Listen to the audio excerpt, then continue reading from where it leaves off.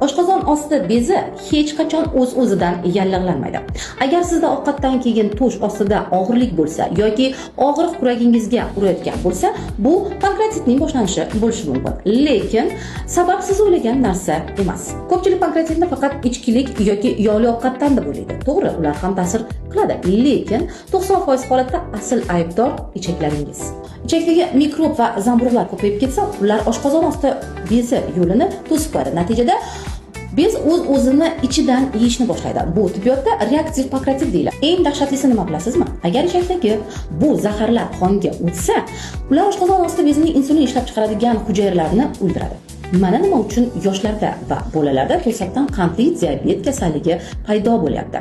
Bu o'z-o'zidan bo'lmaydi. Bu ichakdagi bakteriyalar hujumi. Xo'sh, nima qilish kerak?